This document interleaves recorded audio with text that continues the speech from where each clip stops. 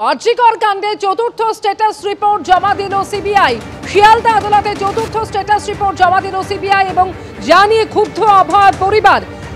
তদন্তের অগ্রগতি নিয়ে অখুশি অভয়ের পরিবার। এর আগেই আপনারা জানেন যে সিবিআই তদন্ত এই মুহূর্তে কোন পর্যায়ে রয়েছে তা নিয়ে তারা সংশয় প্রকাশ করেন, এমনকি এই আশঙ্কাও প্রকাশ করেছিলেন যে তদন্ত সিবিআই কোথাও টাকার বিনিময়ে ধামাচাপা দেওয়ার চেষ্টা করছে না তো।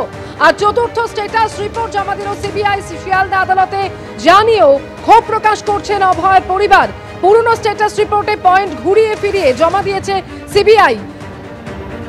বিস্তারিত জানবো, ব্রতদীপ ভট্টাচার্য রয়েছেন এই মুহূর্তে আমাদের সঙ্গে। ব্রতদীপ, চতুর্থ স্ট্যাটাস রিপোর্ট জমা পড়লো এবং সেই নিয়ে ক্ষোভ প্রকাশ করছে অভয়ের পরিবার, কি বক্তব্য তাদের? দেখো, আজকে শিয়ালদা আদালতের যে সিজিএম আদালত রয়েছে সেইখানে আজকে চতুর্থ স্ট্যাটাস রিপোর্ট জমা দিচ্ছে সিবিআই, যে এই কয় মাসে তাদের তদন্ত কোন পথে এগিয়েছে। কিন্তু সেই নিয়েই কিন্তু নির্যাতিতার পরিবার তাদের স্পষ্ট অভিযোগ যে সিবিআইয়ের তদন্ত তেমন কোনো অগ্রগতি তারা দেখছেন না।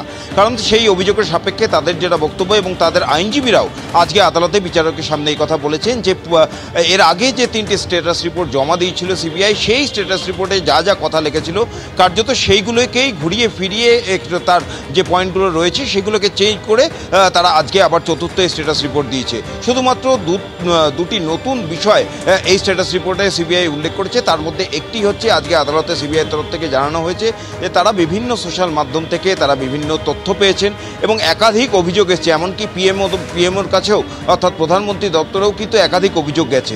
সেই সমস্ত অভিযোগগুলি তারা খতিয়ে দেখছেন এবং সোশ্যাল মাধ্যম থেকে এবং বিভিন্ন সংবাদ মাধ্যম থেকেও যে অভিযোগগুলো তারা পেয়েছে সেগুলো তারা খতিয়ে দেখছেন এবং তার জন্য তারা একটি মোবাইল সংস্থার কাছে রিপোর্ট চেয়ে পাঠিয়েছেন। সেই রিপোর্ট তারা জমা দেননি এবং সেই নিয়েই কিন্তু নির্যাতিতার পরিবারের তরফে আইনজীবীরা তারা প্রশ্ন তোলেন এবং বিচারকও তাদের কাছে প্রশ্ন তোলেন যে সেই রিপোর্ট আসতে কতদিন সময় লাগবে।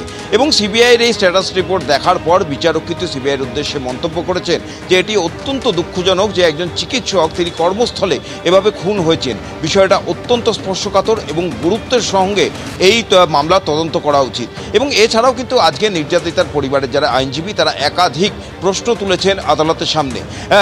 তার মধ্যে সবথেকে বড় প্রশ্ন যে তদন্ত কিভাবে এগোচ্ছে শুধুমাত্র কয়েকটি পয়েন্ট দিয়ে সিবিআই জানাচ্ছে গত কয়েকটি স্ট্যাটাস রিপোর্ট এবং আজকে যে স্ট্যাটাস রিপোর্ট দিয়েছে কোনো বিস্তারিত তথ্য তারা দেননি, এমন অভিযোগ করছে সিবিআই নির্যাতিতার পরিবারের তরফে যারা আইনজীবী ছিলেন। তার পাশাপাশি তারা একটি বিষয় আজকে উল্লেখযোগ্যভাবে বিচারকের সামনে তুলেছেন। তাদের যেটা অভিযোগ যে ঘটনার দিন রাতে, অর্থাৎ যেই দিন খুন হয়েছিলেন ওই চিকিৎসক, সেই দিন শেষ তার সঙ্গে যারা ছিলেন, অর্থাৎ আরও যে চারজন চিকিৎসকের কথা জানা গেছিল যারা ওই নির্যাতিতার সঙ্গে ছিলেন ঘটনা ঘটার আগে পর্যন্ত, তাদেরকে কেন হেফাজতে নিয়ে জিজ্ঞাসাবাদ করা হলো না, জেরা করা হলো না, এই প্রশ্ন আদালতের সামনে তুলেছেন। তার পাশাপাশি আরও প্রশ্ন তুলেছেন নির্যাতিতার পরিবারের তরফ থেকে যে যাদেরকে জিজ্ঞাসাবাদ করা হয়েছিল এবং যে সমস্ত তথ্যগুলো তারা এনেছেন। আজকে স্ট্যাটাস রিপোর্টে সিবিআই আবার লিখেছে তারা সিসিটিভির ফুটেজ খতিয়ে দেখছেন। সেই নিয়েও কিন্তু নির্যাতিতার পরিবারের আইনজীবীরা প্রশ্ন তুলেছেন যে আর কতদিন সিসিটিভি ফুটেজ তারা খতিয়ে দেখবেন, আসল তদন্ত কোথায়। আজকে বিচারক এই স্ট্যাটাস রিপোর্ট দেখার পর সিবিআইয়ের যিনি তদন্তকারী অফিসার তার কাছে জানতে চেয়েছিলেন যে যাদের বয়ান রেকর্ড করা হয়েছে সেই বয়ান কোথায়। সমস্তটি তারা দেখেছেন এবং দেখার পর আজকে বিচারক পরবর্তী শুনানির দিন নির্ধারণ করছেন জুলাই মাসের 16 তারিখ। এখন সেই দিন সিবিআই নতুন কি তথ্য সামনে নিয়ে আসে সেটাই দেখার। কিন্তু নির্যাতিতার পরিবার তারা অত্যন্ত অখুশি এবং তারা স্পষ্ট জানাচ্ছেন যেভাবে তদন্তের অগ্রগতি চলছে তা নিয়ে বারে তদন্তের অগ্রগতি নিয়ে তারা প্রশ্ন তুলছেন এবং আজকে যে স্ট্যাটাস রিপোর্ট জমা দেওয়া হয়েছে আগের রিপোর্টের সঙ্গে তেমন কোনো ফারাক নেই, এমনটাই বলছেন অভয়ের পরিবারের আইনজীবীরা।